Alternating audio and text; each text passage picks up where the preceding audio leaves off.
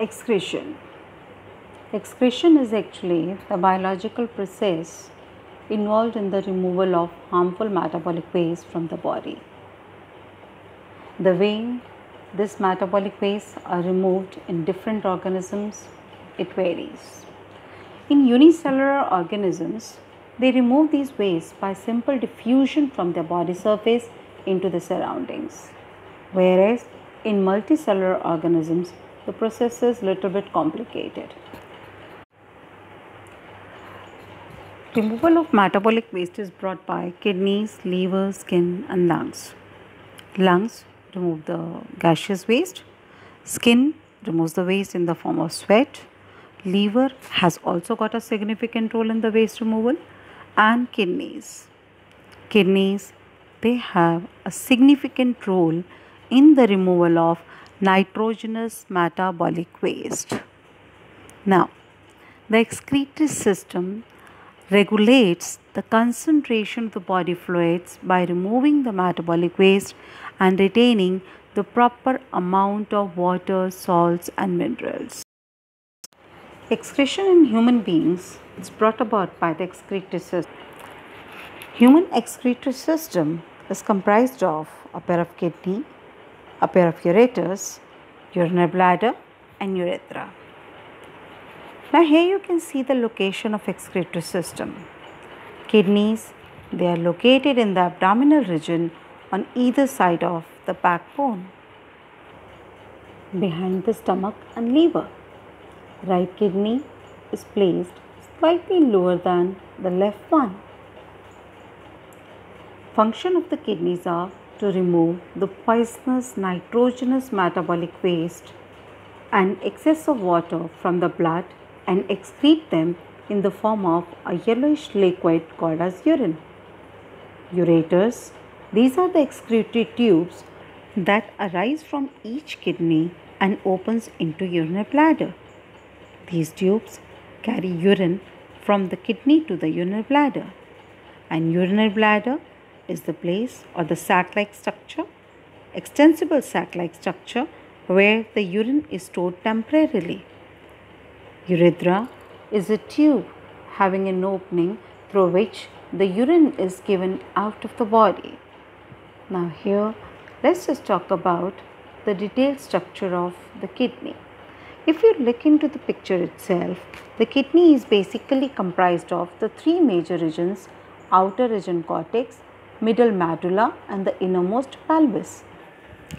Each kidney is comprised of large number of the smaller units called as nephrons. Nephrons are actually the structural and functional units of the kidney. All the function of the kidney, which is working as a filtration or filtering organ, is basically being performed by these structural and functional units, that is nephrons. If you just look at the structure part again, the capsular part is Bowman's capsule.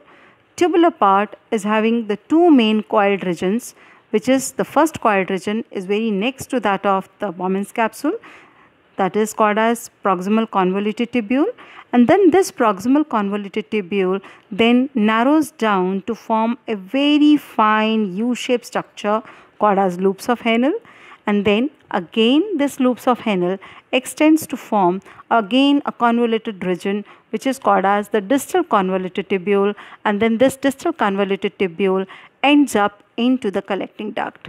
Now, if you look at the collecting duct, there are so many openings which are receiving the DCTs or distal convoluted tubules of many nephrons. Now that is about the structure part of the nephron. Now let's concentrate on that of the vascular part of the nephron. Now here you see that artery, renal artery that enters into the kidneys. It is carrying lots of the nitrogenous waste, nitrogenous metabolic waste. Now this renal artery again undergoes so much of the branching, and each branch of it enters into the nephron. Now you can see the arteriole from that of the renal artery, it enters into the Bowman's capsule and it forms a very fine network of the capillaries, forming a tuft of the capillaries which is called as glomerulus. And then it rejoins back to form that to form the arteriole, which comes out of the glomerulus and forms the peritubular network of the capillaries around the tubular part of nephron. Here you are able to see how the nephrons are placed in kidney. You can see the capsular part, Bowman capsular part along with the glomerulus is placed in the cortex region of the kidney, whereas the tubular part of the nephron, it is mainly placed in the medulla region of the kidney, and the collecting duct is finally ending up in that of the pelvis. Now here this nephron has got a significant role in the filtration of the blood and the formation of urine. Now let's just talk about what are the major functions of kidney. Functions of kidneys are mainly two, that is the formation of urine and second is the osmoregulation, which ultimately brings about the homeostatic condition, that is the internal steady state of functioning of the body, and second is maintenance of the volume of extracellular fluid. Now you must have experienced that in the winters, once you intake water, you more frequently go for urination, and in the summers, you intake more of the water and go for less frequent urination. The reason being is, in the summers, you need more of the water for the temperature maintenance of the body and obviously to compensate the loss of the blood in the form of sweat. Then the third major function is maintaining the ionic balance, pH and osmotic concentration of the extracellular fluid. And finally, it also excretes the toxic waste, nitrogenous toxic waste metabolized by producing either ammonia, urea or uric acid. In human beings, basically the nitrogenous waste is majorly produced or released in the form of urea, whereas there are certain organisms like aquatic organisms, those who release this nitrogenous metabolic waste in the form of ammonia, so they are called as ammonotelic, whereas the birds or the aerial organisms, they release this nitrogenous metabolic waste in the form of uric acid, so they are called as the uricotelic kind of the organisms. Nephron majorly has three components: Bowman's capsule, tubular part, that is comprised of the proximal convoluted tubule and distal convoluted tubule and the Henle's lobe. Whereas the vascular part here is starting with that of the arteriole, originating from that of the renal artery that forms glomerulus within the Bowman's capsule and then arising out of the Bowman's capsule, forming the peritubular network of the capillaries present around the tubules of the nephron. In a healthy adult, nephrons filter 125 milliliters of body fluid per minute, and they filter entire body fluid around 16 times in a day. In 24 hours, nephrons produces 180 liters of filtrate, out of which only 1 or 2 liters are excreted out in the form of urine, whereas 178.5 liters are reabsorbed. Now let's talk about the steps involved in the urine formation. The urine is formed in three main steps. The first is glomerular filtration, second is reabsorption of the useful substances, and third is tubular secretion. Now here, let's talk about the glomerular filtration first. When the blood from that of the branch of renal artery, it enters into the Bowman's capsule, the blood get filtered in the cavity of the Bowman's capsule. Now, the glomerulus being just single cell thick capillary network, the blood flows with pressure into that and the filtration of the blood takes place, which is called as the glomerular filtration or ultrafiltration of blood. And the filtrate enters into the cavity of Bowman's capsule. This filtrate initially produced is around 180 liters daily, means much more than what is being excreted out. The only 1 or 2 liters of the this filtrate or the water is given out from that of the body in a day. The function of glomerulus is to filter the blood, and during this filtration the substances like glucose, amino acids, salts, water and urea present in the blood passes into the Bowman's capsule and then enters the tubule of nephron.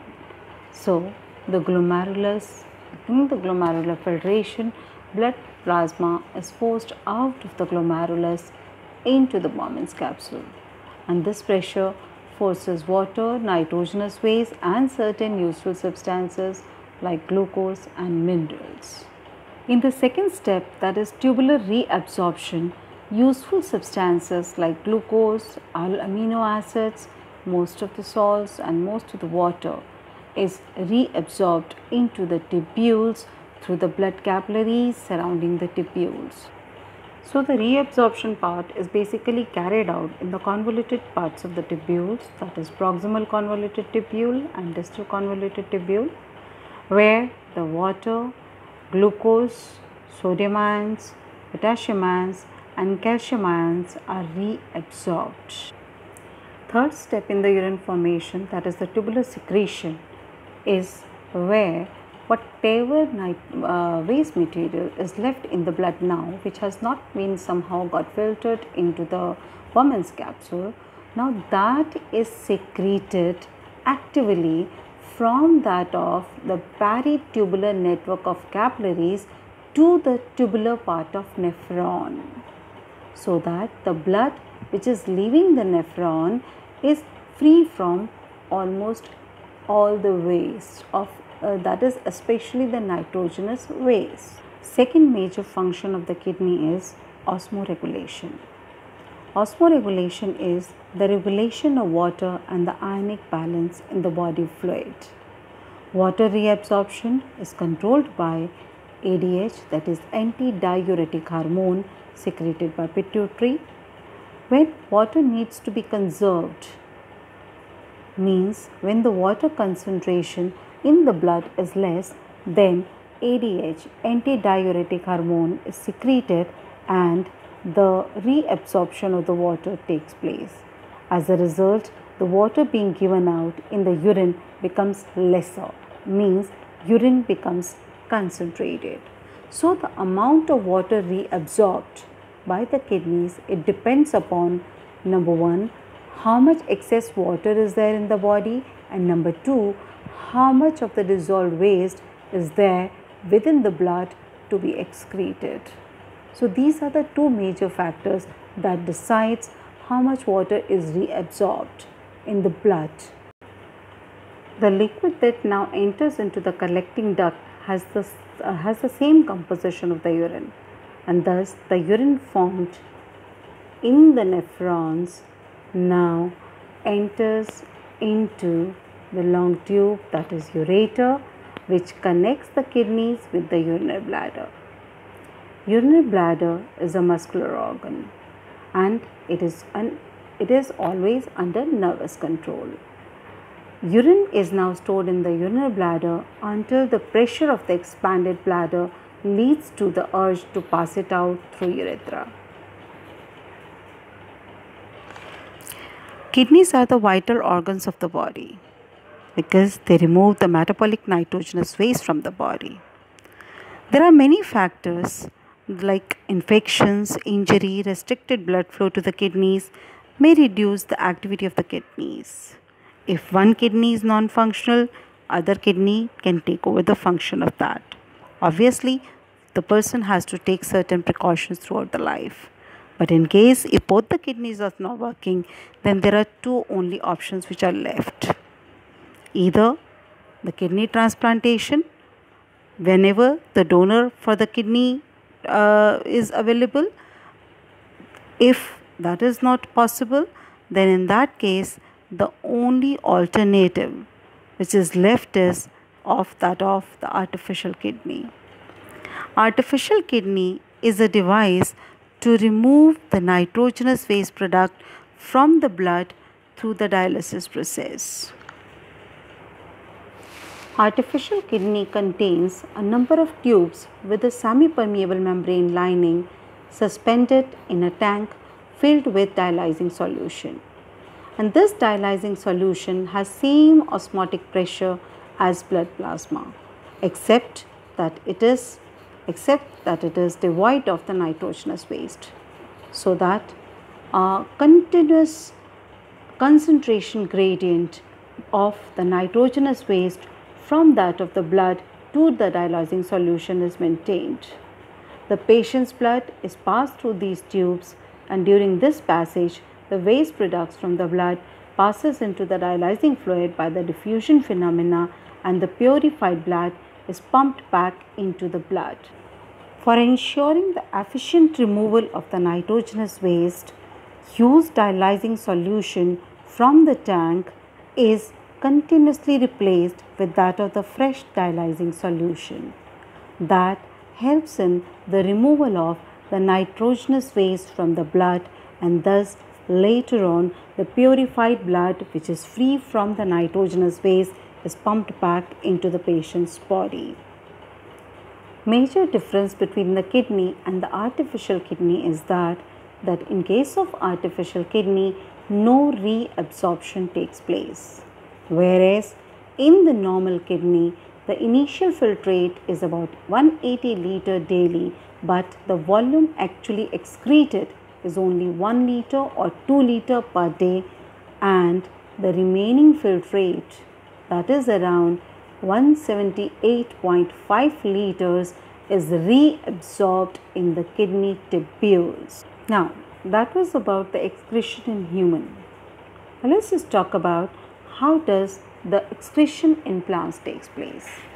Excretion in plants takes place by various methods. Now, they don't have any specific organ or structure through which excretion takes place, but the plants use completely different strategies for excretion. Gaseous waste, it is removed through lenticels or stomata.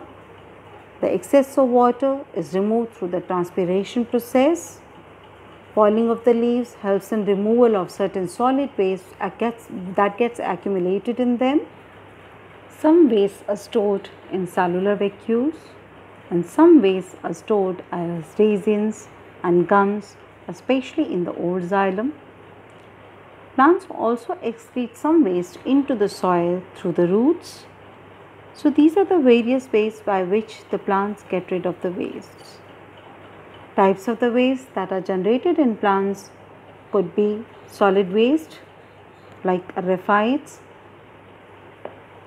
or rubber, liquid waste like resin, gum, eucalyptus oil or any other kind of oil, gaseous waste, that is carbon dioxide, oxygen and water vapors.